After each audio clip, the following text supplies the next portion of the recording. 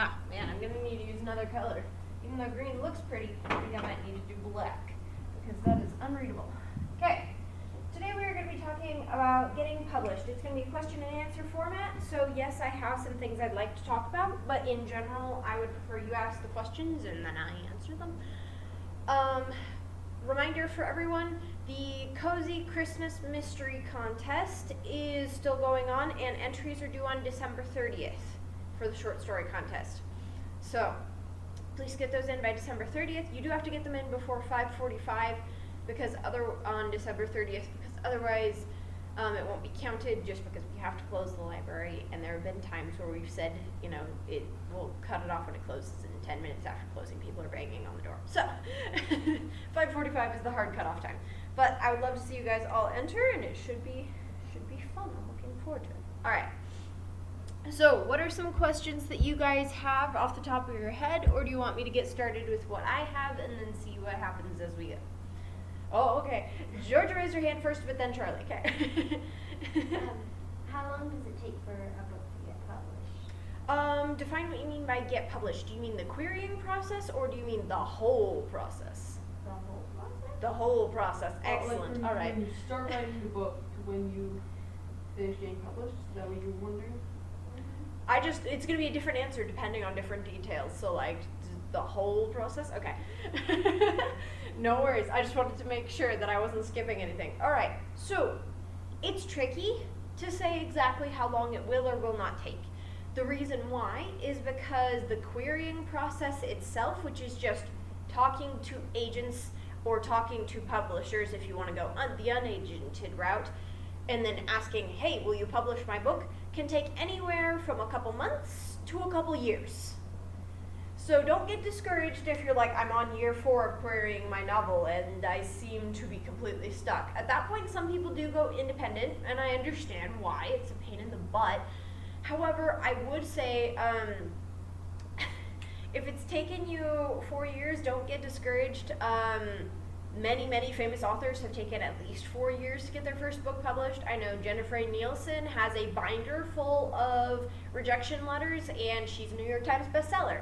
And then you have Stephen King. He's, again, got several of his books made into movies because he's a New York Times bestseller, and he actually nailed a inspiration yes, type thing. exactly. And then, but with Stephen King, he nailed a really long roofing nail to his wall. Started putting letters on it. He had to get a bigger nail. That many letters. So, getting rejected a lot, unfortunately, is just part of the process. Very rarely will you find the first publisher that you submit to picks up your book. If you do, great for you. Awesome. Fantastic. But unfortunately, that is not usually the case. Usually the 2 years to 4 years process is more common. If you've gone more than 4 years, it might be time to look at either getting an editor to help you polish it up, because maybe there are just too many problems and that's why it keeps getting rejected, or it might be time to look at independently publishing. So, those are things to consider. But, point is, it takes 2 to 4 years on average to finish the querying process. Now, that may not be an exact number, but it's what I've heard a lot of authors say, so I'm going with that. As far as the actual publishing process, it takes a year, sometimes a year and a half, for them to actually go from taking your book to getting it on the shelves. Why? Because once they take your book, they go, oh my gosh, we love your book. Congratulations, you're getting published. Yay! Now the problem is they have a lot of steps to go through. You have to go through editor number 1, which cleans up all your developmental stuff. Editor number 2, which cleans up all your line editing. Editor number 3, which cleans up all your copy editing. And then you have to sometimes even go through a 4th editor for proofreading. That's going to take some time. At least 6 months, sometimes 8 months. Then the last few months, they're going to decide, how are we going to market your book? Let's write the blurb for the back of the book. We got to decide what cover it looks like. Unfortunately, you get very little say in your cover if you go with traditional. You do have some say in the regard, like, if you have a villain on the cover that looks like a happy, smiley, good person, you can say, like, that seems wrong. But, that's generally, unless it's a big developmental problem with the book on your cover, you get no say. Well, Sorry. Do you think that, do most authors care about because I personally wouldn't care about the cover that much. Like, Some authors do, some authors don't. I will say though, you might care. The reason why is because they will do your cover most likely based on a trend. Which means that if you don't like the current trend, too bad. So for example, my husband is an independently published author, and he is getting his book cover redone with a professional cover designer, because he originally designed his cover, and even though he did a fantastic job, I do think that it would be good to get an upgrade. And so I specifically mentioned that I didn't want the newest trend for this specific thing, because the newest trend for books with the young adult fantasy genre is to do a weapon on the front cover, which is cool, and he was totally fine with that because he had a weapon on his original front cover, and he was like totally fine with that. But the newest trend is to take that weapon and then surround it by like flowers and roses and vines, and I was like, nah, no. So I specifically said, if you do the main weapon on the cover, do not put any fluffy, frilly, girly, no. But that's unfortunately what would have happened. If we'd gone traditional, I guarantee you, he would have the vines and flowers and everywhere, and we would have no say in it. You just have to deal with it. So with the cover thing, I will say not caring as much about your cover is honestly a good thing when it comes to traditional publishing, because the pickier you are, the less you're going to want to traditionally publish, because traditional, you pretty much just say, sell my book, and they go, great, and they run away. So if you don't care, that is good, honestly, Charlie. You might think that traditional is definitely the route for you, because they will run away with it, and you'll have very little say. I'm going to ask a question that Yes. definitely makes it sound like a huge. No worries, that's fine. Well, okay, so you've read my work. Yes. And if you want to clarify to Georgia, how much of my work have you read? What, 10? I'm not read before Yeah, I didn't read some. Anyway,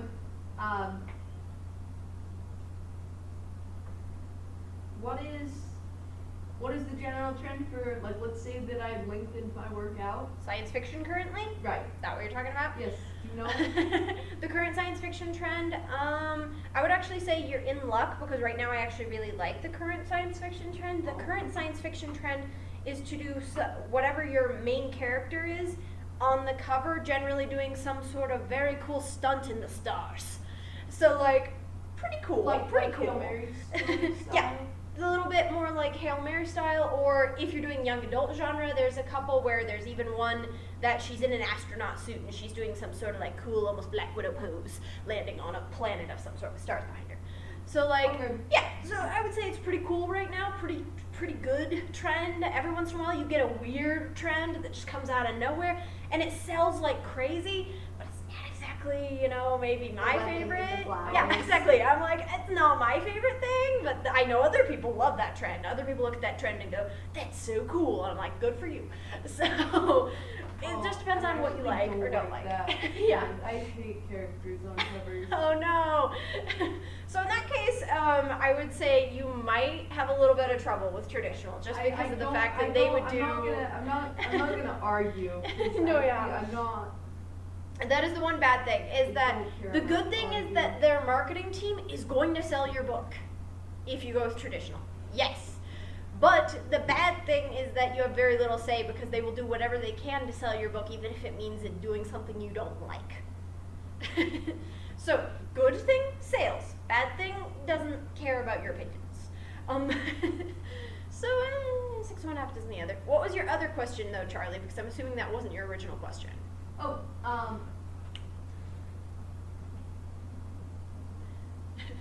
If you've forgotten the question, I can move forward and see if you remember. I will probably remember. You're all good. All right. So I'm going to talk about what the difference is between different kinds of publishers. So there's 4 types of publishers. You may only think, what the heck? There's only 2 or only 1 or whatever you know about. There's actually 4. First, we're going to talk about traditional publishing. Now, the pros and cons of traditional publishing. Like I said, the pros, especially if you go with a larger publishing house, they will sell your book. It will sell, guaranteed. May not be a bestseller, but it will definitely sell. Because they know how to sell your book. Other than the publishers will read your book. Yes, exactly, because they know how to market and how to sell. Correct. But the unfortunate con on this side is the fact that you have almost no say in it. Because they know how to market your book so well, they just take it and run most of the time. Again, you can make small changes so long as they are establishing to the book. Like if they put the main character on the cover with bright red hair and you're like, they have black hair, you can tell them that's wrong. But like if it's like, oh, I don't want the character on the cover at all, you can't do that, unfortunately. You just gotta take the pill and swallow it, unfortunately, and just deal. But if you do have dramatic changes that are like wrong from the text, you can request those changes. I will say with traditional publisher, the other benefit is the fact that you get paid to write the book. You don't have to pay anyone a cent. In fact, you shouldn't. If you pay someone to traditionally publish your book, it's no longer traditionally publishing. It's a scam or a vanity press. We're about to talk about that. Those are the worst. Anyway, so with traditional publisher, they should be paying you. And they should be paying you a substantial amount. Why? Because they're paying you the amount they think the book will sell. So theoretically, you can know about how much your book will sell based on about how much they pay you. If they think it's really successful, you might have a quite hefty sum. If they think it'll be just okay, successful, you might have a smaller paycheck. But they'll give you what they think it will sell ahead of time. Then after they sell that much in money, then that's when you start getting royalties. So if you sell above what they estimated you would sell, then that's when you start getting royalties. It's still a smaller royalty fee because it's only about, I'd say, 20% of the profits. But at the same time, because you get paid up ahead and up front, it kind of balances out a little bit, I would say. Plus, the nice thing is once you're in with a traditional publisher, if your book sells really well and they go, hey, we want another book, you have a whole publishing team on your side. That whole publishing team will work with you to be like, let's bounce around some ideas. I think this is a great idea. You write that book, here's your deadline, we'll pay you X amount in advance, go. So that is the one benefit of traditional publisher. That's why people can make it a full-time job more often with traditional publishers. Can you make it a full-time job being an independently published author? Yes. Is it 900 times more work? Absolutely. Why? We're going to talk about indie publishing now. The benefit of indie publishing, you get a say in everything. You get your cover designed exactly the way you want. You get it edited exactly the way you want. You get it proofread exactly the way you want. You get it formatted exactly the way you want. Sounds awesome, right? Here's the catch. You also pay for all of those things out of your own pocket. Because unfortunately, unlike the editing and publishing district firm going with traditional, they are paying for their employees, so you don't have to worry about paying them. Meanwhile, with indie publishing, you have to pay them. I am actually an indie publishing editor, and I get paid a decent amount. And I'm one of the cheaper editors out there, unfortunately. It is a decently hefty price, especially if you want a good editor. We'll talk more about scam editors later, unfortunately, because there's scams everywhere. Beware.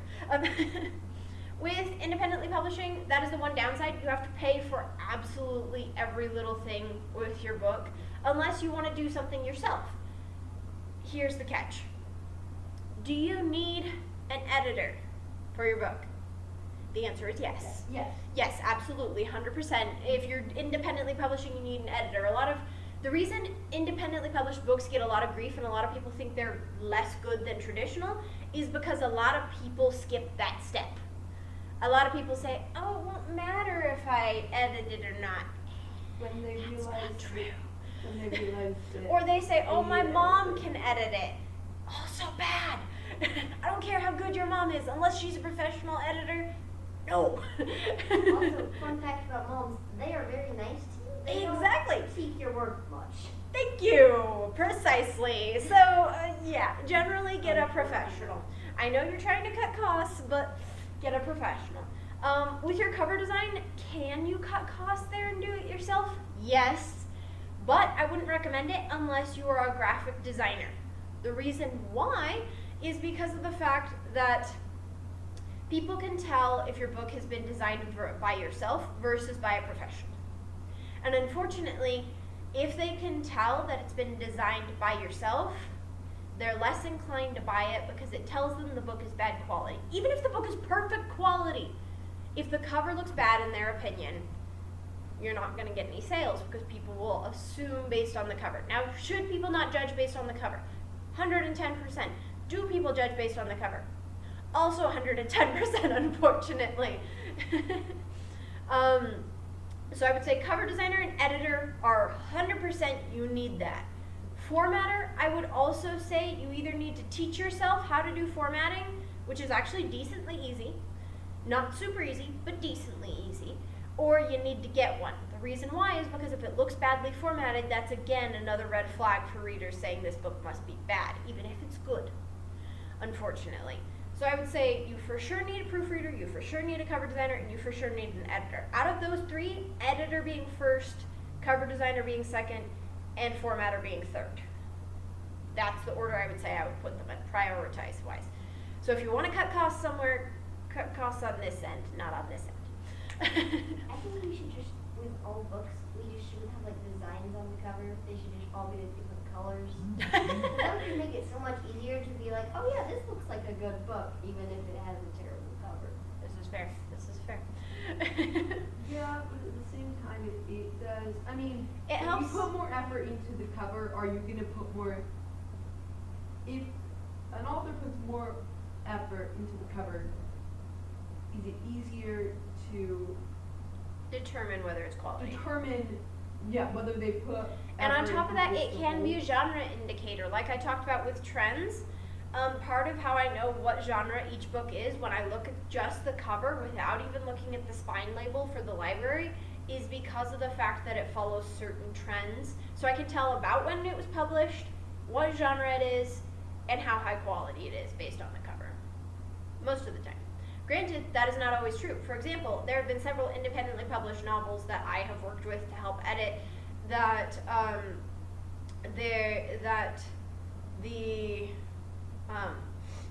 like one of them had already published a couple books before, and their first few books were not as high quality covers, but their last cover for their trilogy was phenomenal. But not a lot of people were buying it because the first cover was a little rocky, and so unfortunately people do use that to dictate quality, even if that's not necessarily the case. Alright, next thing that I'm going to mention. With indie publishing, the other pro is if you can get your book to sell, you get more profit, about 60% instead of 20%. So that's a benefit, and that's part of the reason why people say, oh, if you want to make more money, be an indie author.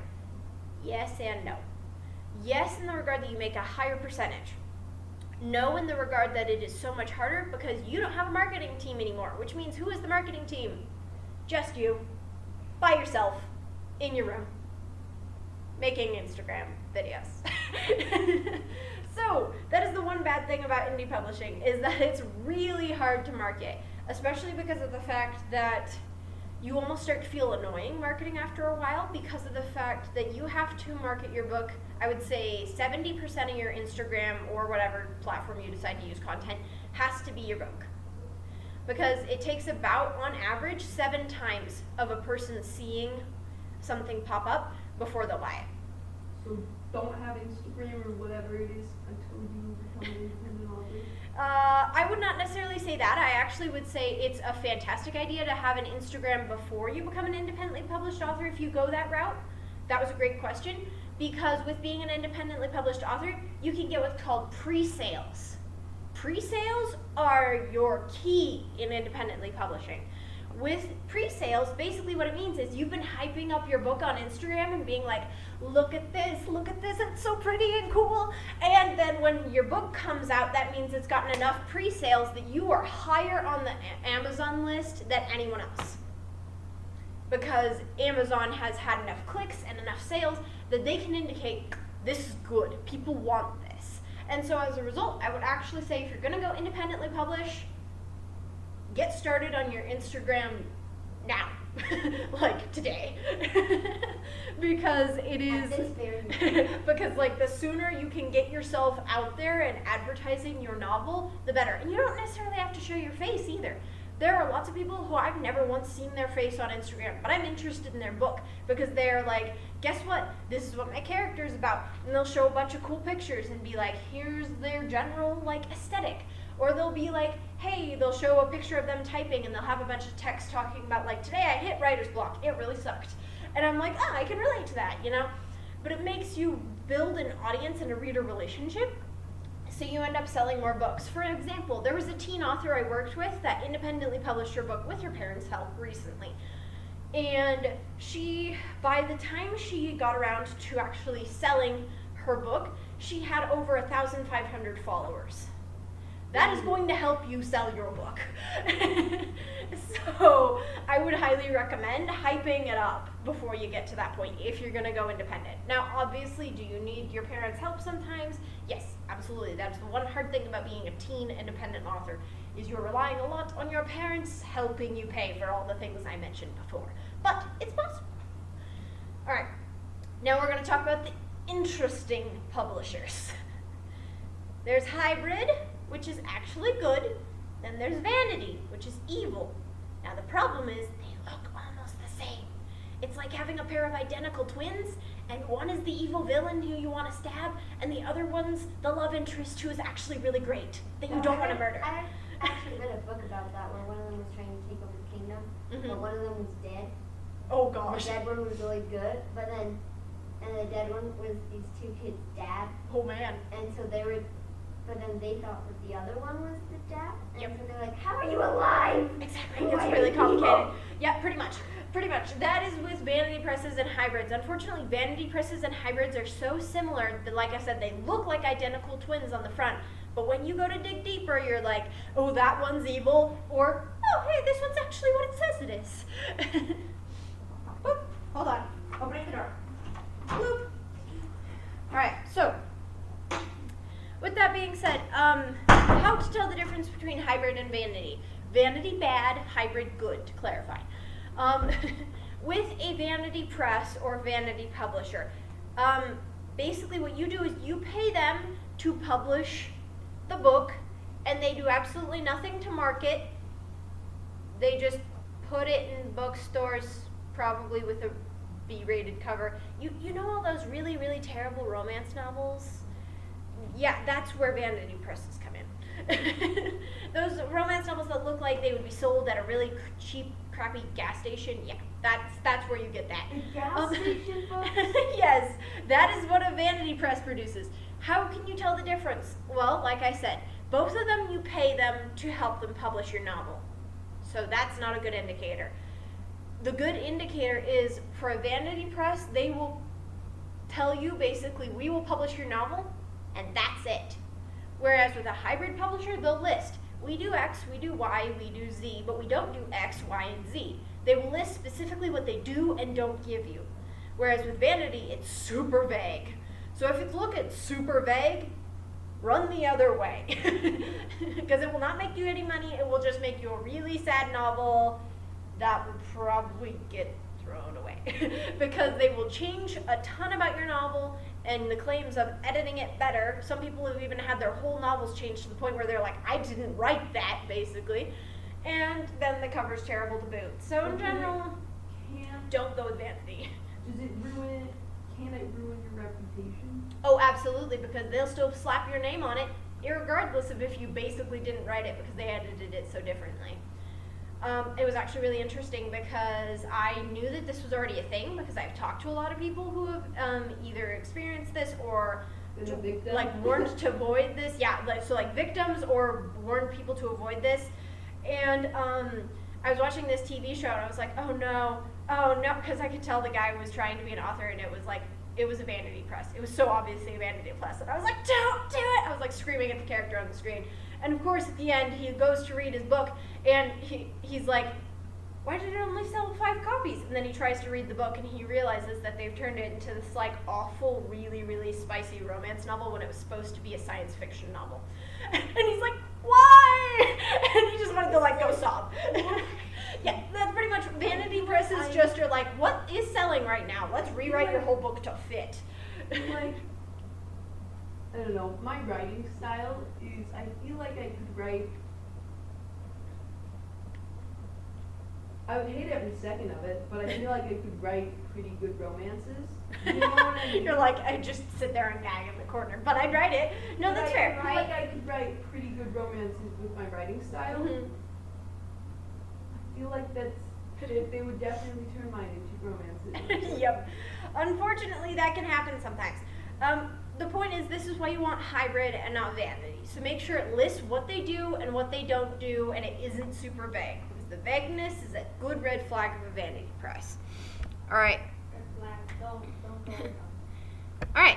Any questions that you have about publishing, not related or related to different types of publishing?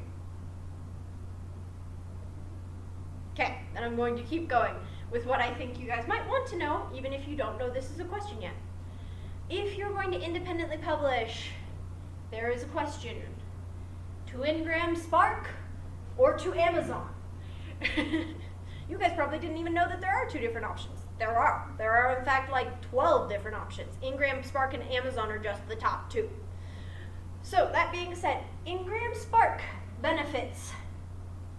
You get it in almost every bookstore. So your book gets at least put on their website, even if it's not physically in stock at the bookstore, it's on their website for Walmart, Barnes & Noble, all the things, including Amazon. However, you also get a slightly lower royalty fee because of the fact that they realize they are giving you great opportunity as far as an independently published author goes, because most of the time you have to get it in bookstores by going, please take my book yourself, otherwise. So Ingram Spark gives you a lower royalty rate than Amazon, but it also makes it more available at different places. Next, Amazon gives you much higher royalty rates. However, it also means that you have to do a lot more marketing because it's only available on Amazon. And even though a lot of you guys might think, hey, Amazon's a super popular website, you only get higher up in the queue if there are more people buying your book, which means if you're doing bad marketing, it's going to be 227th on the fantasy recommended books list. And Amazon has a lot of things. Exactly. And so you're probably not gonna Show get up very on the high list up. unless they're clicking through the pages, and they probably won't. By then they'll have picked something else. So that's why marketing is super important, especially if you're doing Amazon, because of the fact that it's almost impossible to find your book until you start getting more sales. And even then, it's still hard. There are several independently published authors that have been like, yeah, my book's on Amazon. And I go to look it up, and I can't find it because of the fact that it's sold so few copies. Even if it's a good book, if it hasn't sold enough copies, Amazon just basically deletes it. It's still technically there, but it's so far into It's the depths of Amazon. the 200th page of that search. Exactly. Here's what you do. You just buy your own book so much. Technically, unfortunately, you can't do that because they know that you are the author because you actually have this specific sign-in code and blah. Well, So you can do it illegally. you could do it illegally. There we go. But let's not encourage illegality, thank you. Just get your friends and family. This is true, but unfortunately, they generally don't put you higher up on the queue until you sell at least 100. So unless you have 100 family members willing to buy the book, it's gonna be rough. Hence why I said making sure to market on Instagram and other places before you publish the book is a really good idea, because then if you have 1,500 to 2,000 followers and then you say, hey, go buy my book, the likelihood of your sales shooting up is far more likely. Not guaranteed, but more likely. See, threaten people to just buy your book. Threaten people to buy a book. Rich. If you don't buy a book, not necessarily. But I can see the motivation. All right. Wait, So, so yes, question. While I'm you're scrolling through my stuff. independently publishing for us as Yes. well, I mean we're kids. Teens. So, Yes, teens. Teens. Like Well, said, I've had teens do it. It is difficult, but it can be done. we're teens, right? Yes. So generally our goal with publishing is not to make money and just to get a name out there. You Yeah. know what I mean? Yeah. So would you for us go with what's it called? Graham. Yeah? Ingram. Ingram. So part of the trick here is, if you ever want to be traditionally published later, doing a self-published novel that doesn't do well actually is bad. The reason why is because people assume that means your writing is bad. For example, I actually worked with Monster Ivy Publishing. I think I mentioned this before. And we had a bunch of different books that we had to sort through. And one of the things she said was, go check all of her previous self-published books and see how many copies they've sold. That was the first thing we checked. And if it sold great, then we were like, yeah. If it sold 200 or more copies, we're like, there's clearly some interest. It's clearly good. If it sold less than 50, the chances of us accepting them go way down. Which makes me sad, because that's not necessarily the way to go in my opinion. I think that's a bad motive, but it's the way traditional publishers handle it. It's kind of like the fact that colleges grade you based on your ACT scores. Do I think that's a good thing? No. Do they still do it? Yes. Just because I say it's bad doesn't mean they're going to change, unfortunately. So I would say, if you want to be a teen indie published author, you are going to be an indie published author forever. You are dedicating yourself to indie. That is what's happening. Wow. So, if you want to go traditional, I would say go traditional first. And then if traditional doesn't work, go indie. Indie should be the backup plan if you want to go traditional ever, not the I go indie and then go traditional. The reverse doesn't work as well.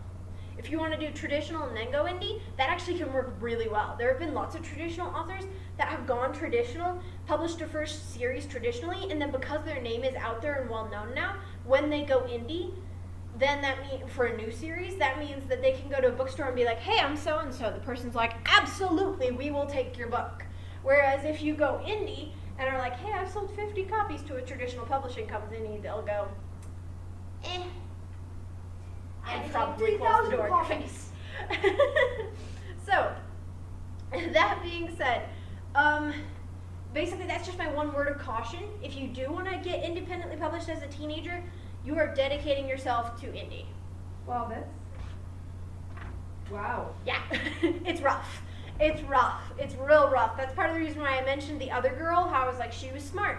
Because of the fact that she pumped her book up on Instagram so much that by the time she got 1,500 followers and then published her book, she was able to be like, boom, right out of the gate, more popular on Amazon and on Ingram, because she did through Ingram Spark, because of the fact that she had hyped it up so much. Now, if you don't hype it up that much and you don't get that many sales, unfortunately, that is going to hurt you. Now, on the bright side, if you get a ton of sales as an indie author because you do your marketing so phenomenally, then sometimes you can get picked up by a traditional publisher. It can go in reverse. It's just a lot harder in reverse. Because in reverse, they find you, you don't find them. So if you want to go the independent route, I would say absolutely, you gotta put the work into marketing. Because if you sell enough copies, they will pick you up. I've had several indie authors I've worked with that started out as indie, and then a traditional publishing company came and said, boom, we'll pay you X amount of money if you start traditionally publishing with us. So it can happen, but the problem is you have to get to a certain amount of sales for that to happen. Wait, so The question. it has to be pumped up by more than just being a generally good book. Yes. It has to be like, Unfortunately, yes. If it is a really good book, for example, my husband's book, and I say this without bias because I was actually dating him when he wrote the book, not married to him. I was working actually partially as his developmental editor because I was learning how to be an editor at the time, along with the help of one of my coworkers who was also trained as a professional editor. We were doing it together.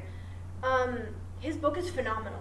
It's honestly amazing. I love it so much. I cannot hype it up enough. And it's not just because I love him. Genuinely, that book is amazing. But it hasn't sold that many copies. Why? Because my husband is so shy, he refuses to show his face on social media. Which means that no marketing has happened until we got married, and I said, I'm going to change that, and I've started helping him try to market his novel. wait, so I'm one of the few humans who has seen your husband's face. Yes, this is true. He does not like having his face shown to other people. He's like seeing the abominable snowman. You're like, whoa! You actually saw his face. Like seriously, he's so shy. He's just painfully shy. So I would say that's another thing. If you are painfully shy to the point where you don't want to show your face, can you do indie?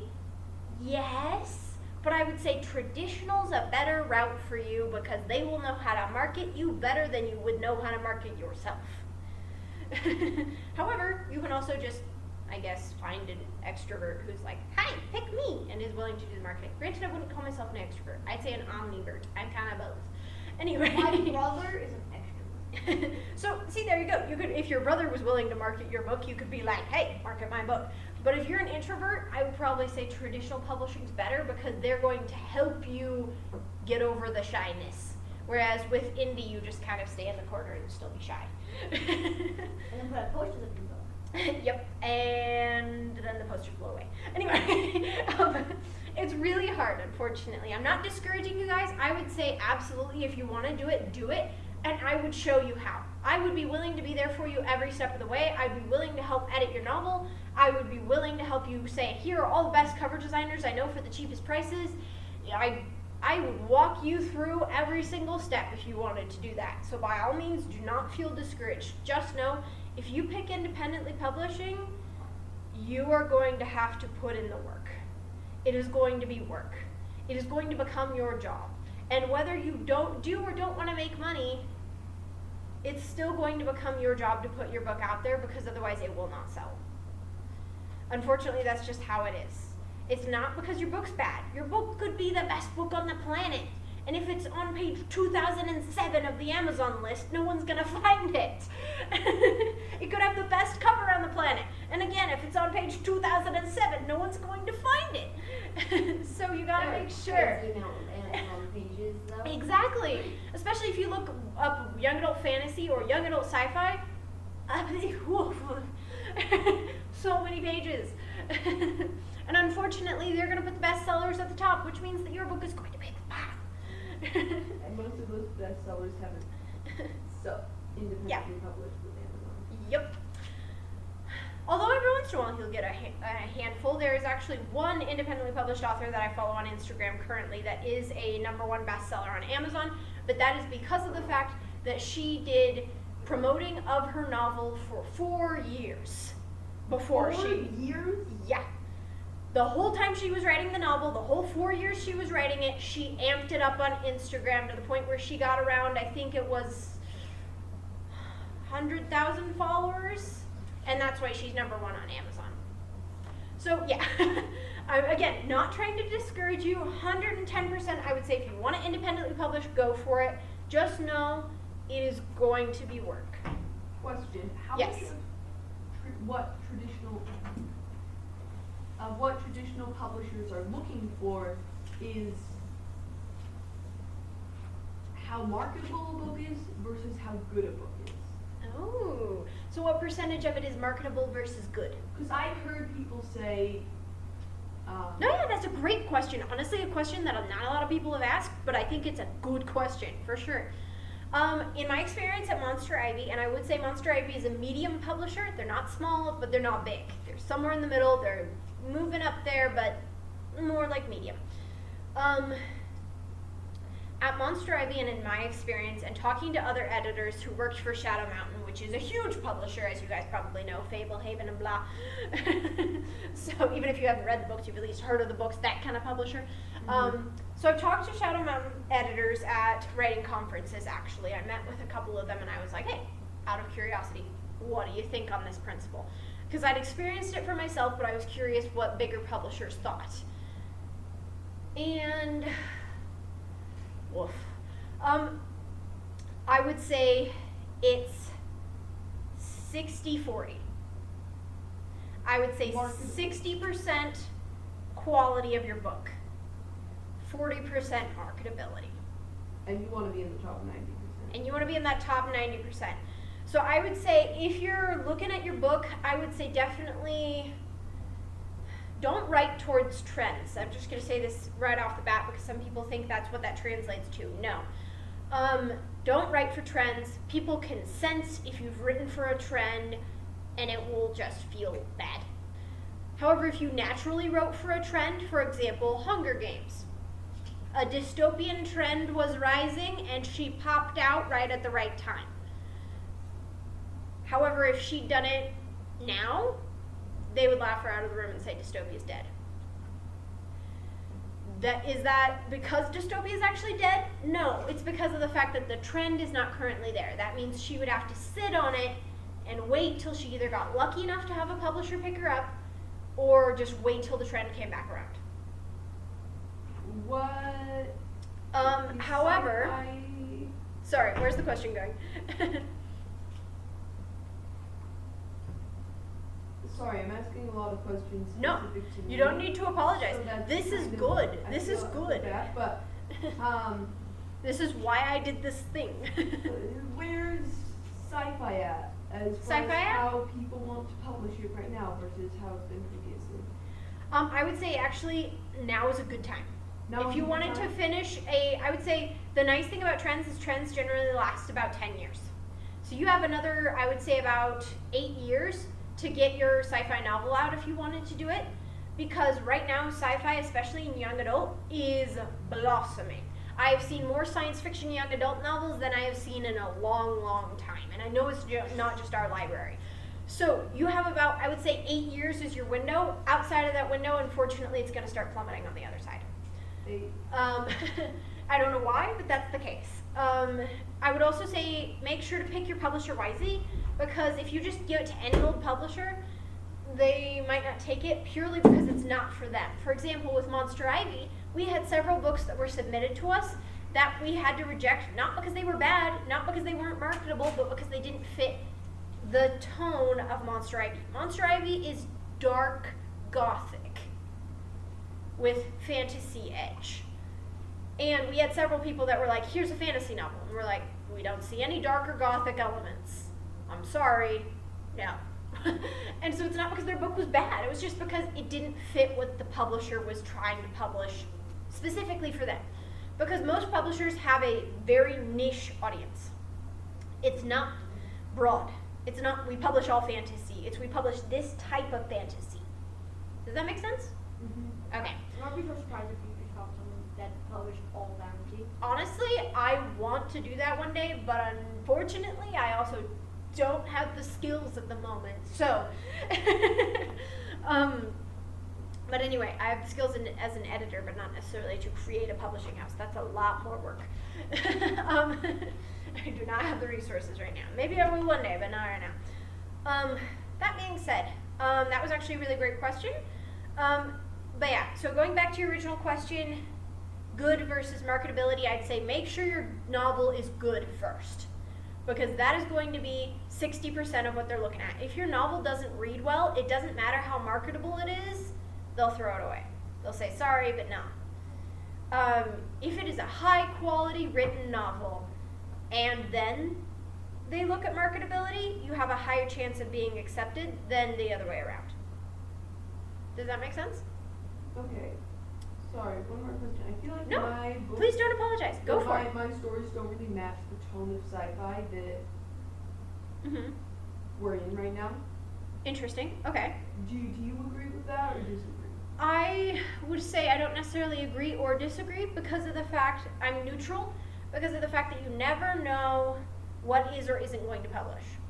I cannot guarantee one way or the other. The reason why is because trends can change on the flip of a coin. Literally. There have been times where overnight, all of a sudden, romance is the thing, and you're like, yesterday it was dystopia, and they're like, well, it's romance now. And that's just how the market works. It's bonkers, it's crazy, but it's how it works. So I would say don't count out your sci-fi just because it's not quote-unquote trendy. I would say absolutely do not do that, because trends are built by the authors, not the other way around. Authors shouldn't build toward trends. Authors build the trends. Which means that I would say just look for a place that does your type of sci-fi.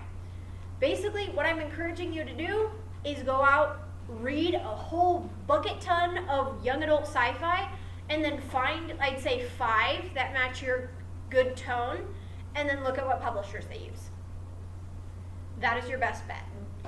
Because if their tone and their type of sci-fi matches your tone and type of sci-fi, the likelihood that they're going to publish you skyrockets.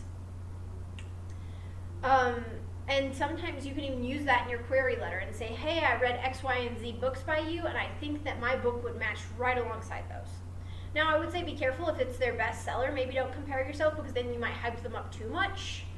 And sometimes if you hype up your book too much, you actually get to the point where you're like, it's like Harry Potter. And then they read it and they're like, this is nothing like Harry Potter. So even if it's good, they're like, eh. So I would say just pick books with a similar tone. Not necessarily like perfect matches, but similar tone. Yeah, basically my instructions for you, young man, go out and read a whole bunch of young adult sci-fi, and then the ones that you think fit with your tone and your type of writing, check out what publishers they use, because that will be your best bet. I know it sounds hard, but I promise that is the best way to find a publisher that is going to publish you, because if you already are sensing a trend amidst their type that fits what you're doing, they're going to publish you, I would say 70% guaranteed. Whereas if you just give it to any old sci-fi publisher, I'd say more like 50% guaranteed. So your chances go up about, give or take, 20% if you're gearing towards publishers that publish the same kind of feel and vibe as you. Does that make sense?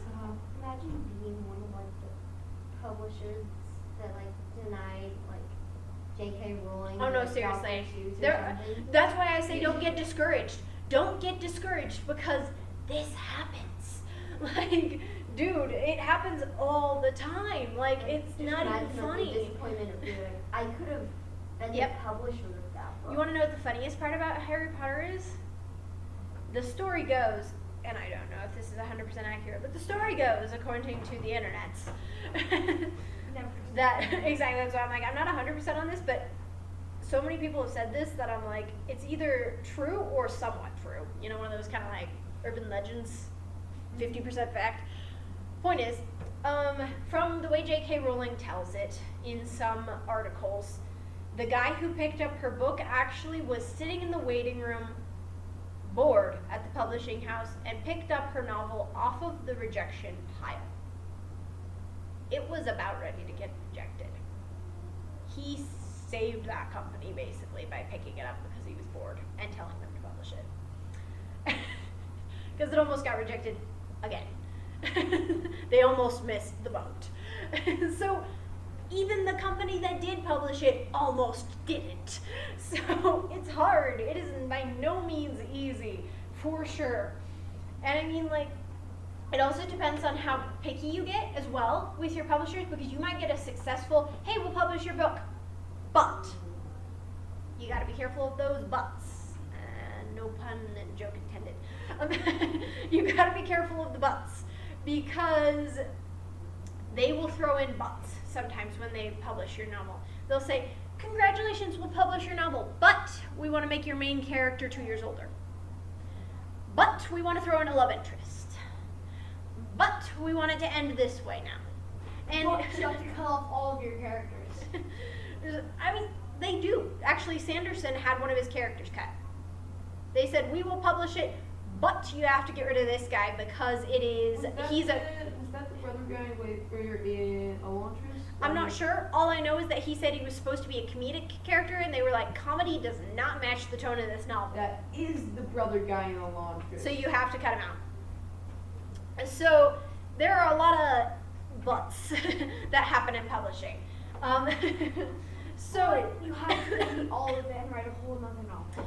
So in general, I would say if you're willing to change those things, then go for it. If you're not willing to change those things, keep looking, because that doesn't mean you aren't going to make it. For example, Lord of the Rings, he got several we will publish you letters, but they were all we will publish you but letters. And he didn't like the buts. They would be like, but you have to change this character, but you have to change this, but we won't publish the Silmarillion if you do this, but we won't. He got like 4 or 5 of those. But that doesn't mean you can't get published. He still did and got published the way he wanted.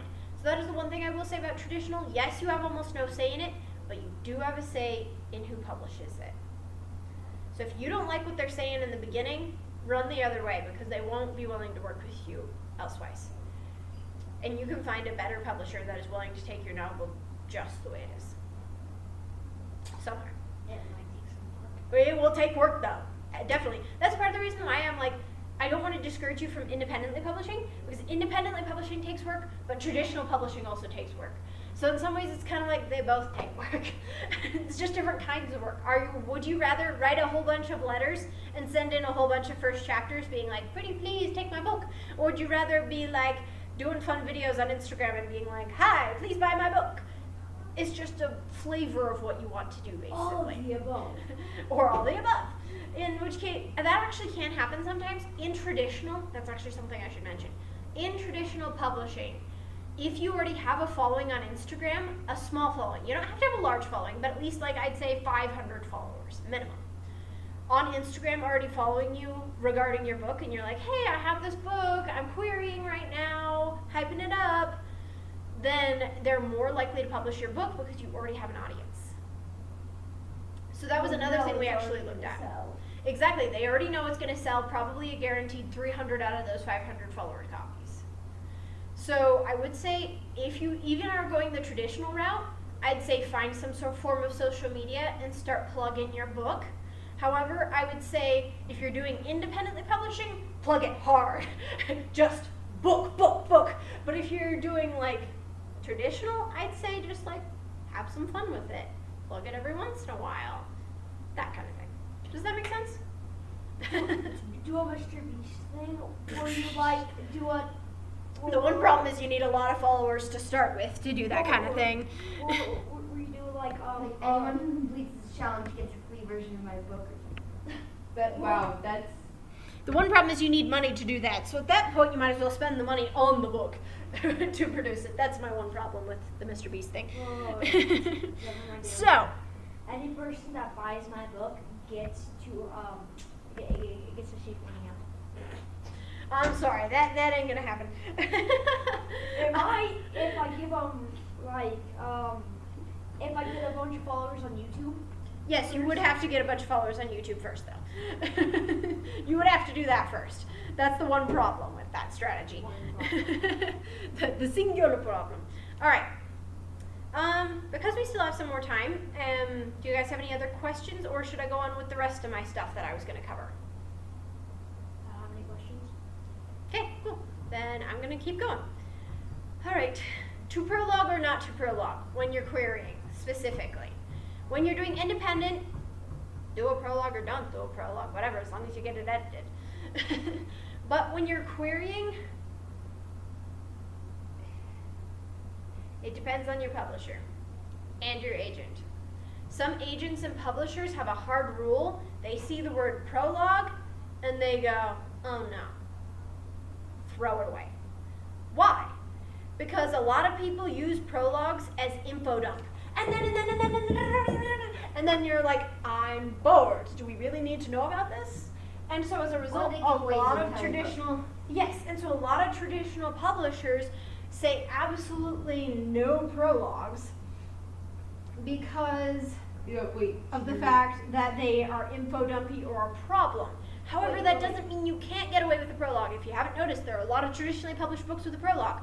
So how do you get away with a prologue? Make sure, first of all, that your prologue is perfect. That it is borderline flawless. Because the second someone sees prologue, they are looking for problems. It's like it turns a switch in your editor / agent's brain that goes, hey, look for problems. It's the equivalent of them being like, to give a bad / good metaphor, it's the equivalent of someone saying, hey, I think there might be drugs in that car. They immediately pull out the German Shepherds to sniff it out, right? Same thing with prologue. You say prologue, they go, boom, we're looking for problems. We're looking for an excuse to get rid of this. Why? Because prologues are so prone to problems. Not that they are bad. There can be fantastic, phenomenal, amazing prologues, including the Game of Thrones. Never read it, but a lot of people say that the prologue is phenomenal.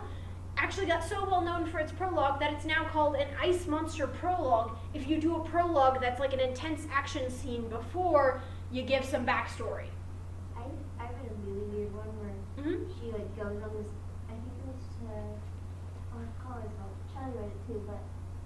it's this girl and she goes on this airplane and she Mhm. hears like crying and she goes on and every seat is filled with a baby. What the heck? And That did grab my attention.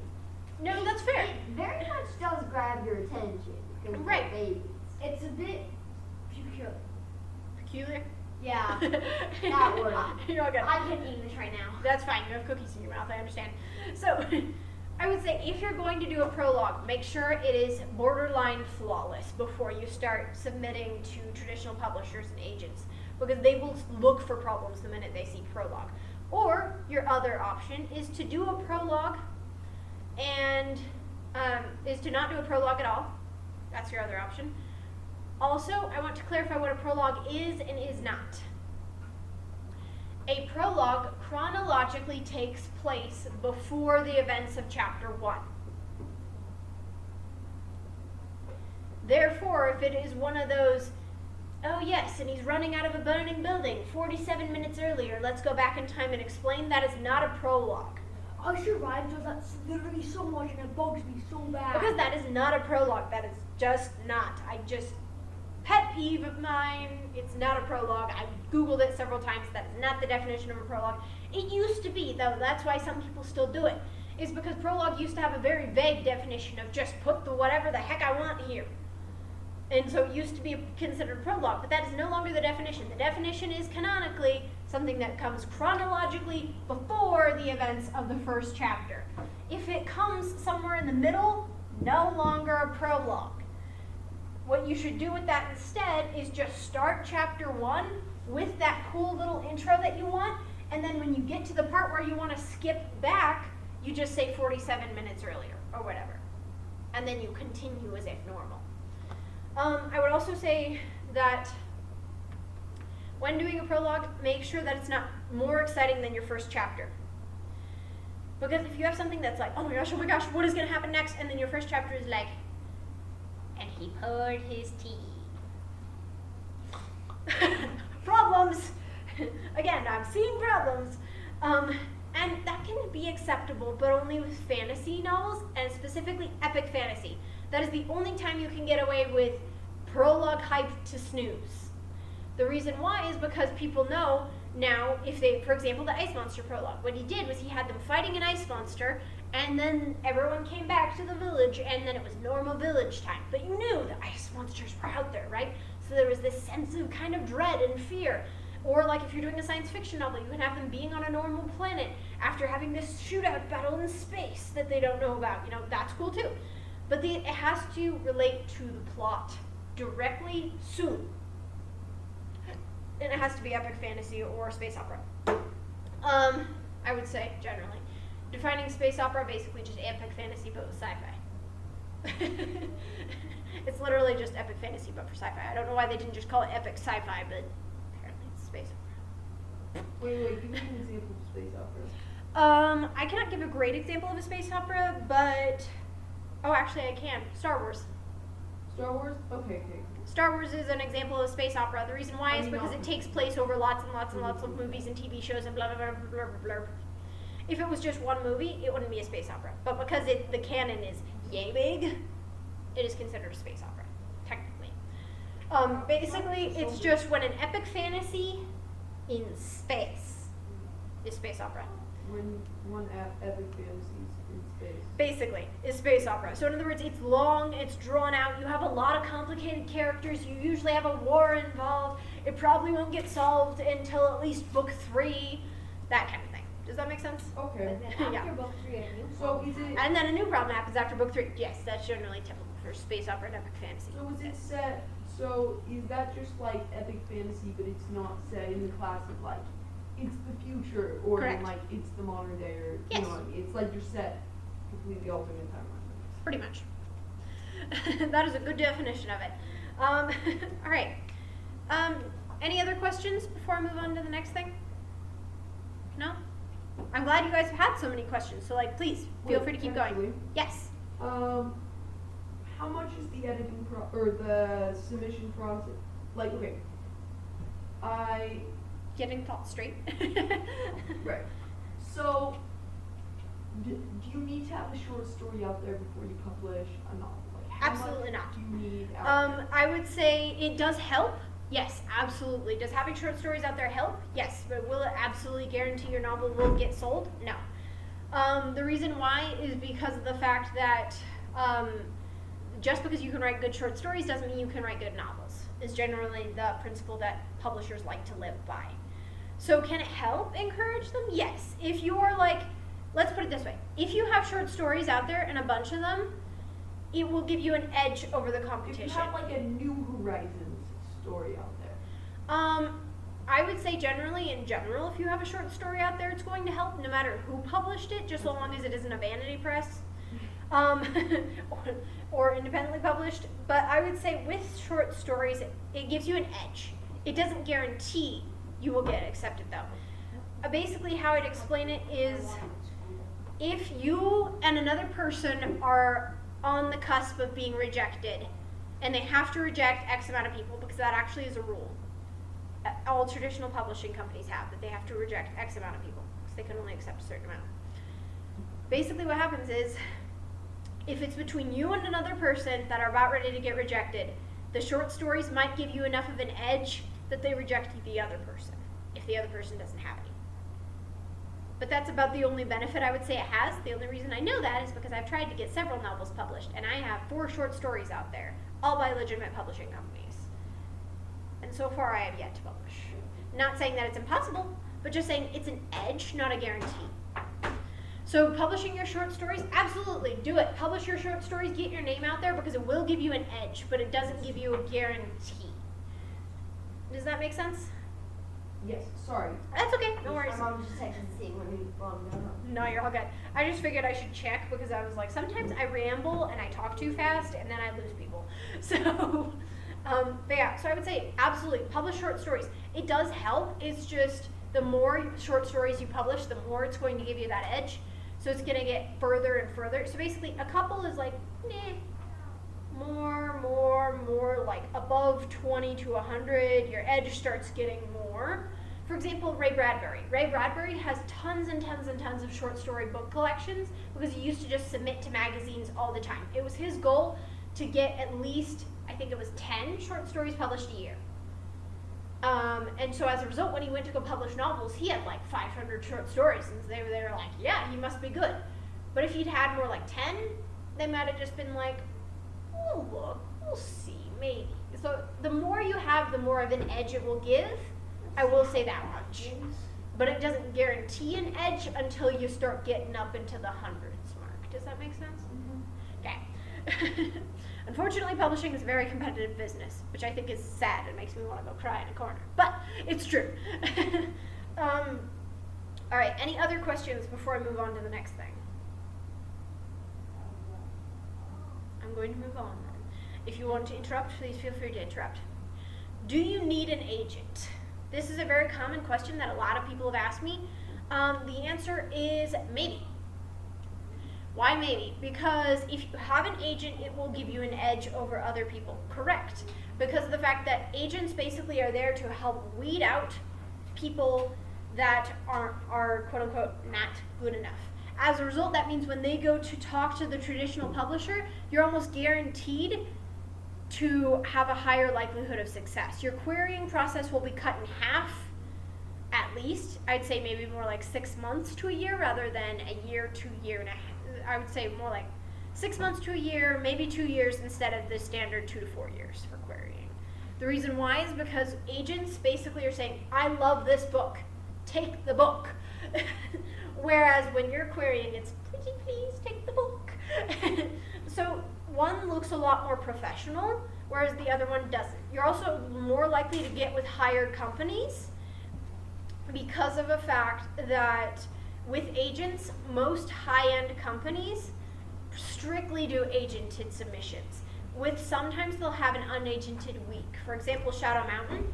Shadow Mountain's publishing is strictly agented, except for 1 week in the fall and 1 week in spring. That if you submit during that time, you can get in without an agent, theoretically, but the competition is stiff.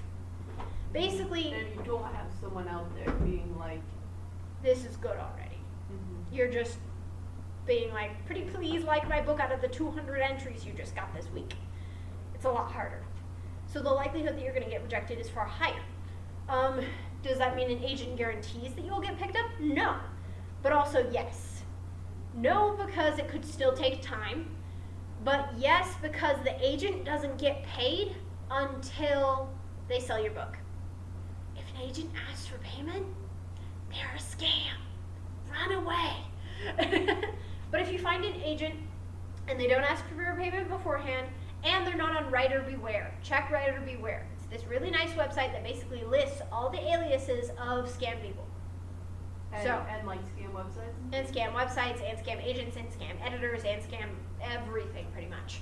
It's pretty much, if their name's not on there, they're either a new scammer, or they're not a scam. Unfortunately, the only way to determine from if they're a new scammer or if they're legit is generally, do they have reviews, do they have a professional website, and are they asking for payment up front? Editors, agents, and everything else will generally not ask for payment up front unless they have you sign a contract. If they have you sign a contract, they might ask for payment up front for editors only. Agents should still never ask for payment up front, ever.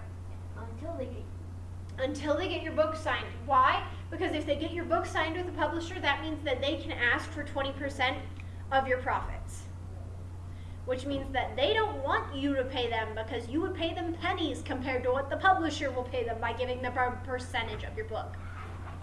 So, in general, I would say, do you need an agent? Not necessarily. Will an agent help give you that extra edge? 110% they will. Because they have skin in the game, as it's called. I think is the term. I don't like using that term because it's weird, but it's the term. All right. So, I would say the biggest red flag, like I said, yeah, that was the last thing on my list. Red flag is if they ask for payment beforehand and don't have a contract and they're an editor, or if they ask for payment beforehand and they're an agent. Those are two big red flags. The other thing is what's called love bombing. You want your editor to like your novel. You don't want them to be totally trashing it, yes. But you also don't want them to never say anything bad. If they sound like, okay, so like think of the person who never gives you decent feedback because they're always just like, oh my gosh, I love it. Like your mom. Yeah, like your mom or your dad or your brother, whoever it is. Or your friend. Or your closest friend, whoever it is. Point being that if they sound like that, run away. Because they are just trying to get you to feel so good that you can't help but pay them. So if they sound like your mom or your friend or your dad or whoever's your biggest, most big fan that refuses to say anything bad about you, run the other direction. Because they are a scammer. For sure.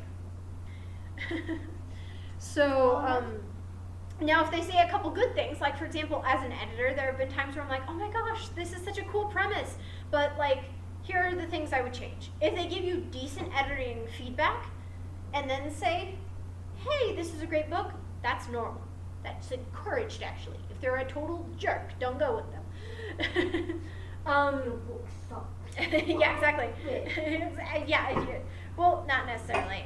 It's more just like, for me, for example, I will always give a sample edit. That's another thing you can know about, is sample edits.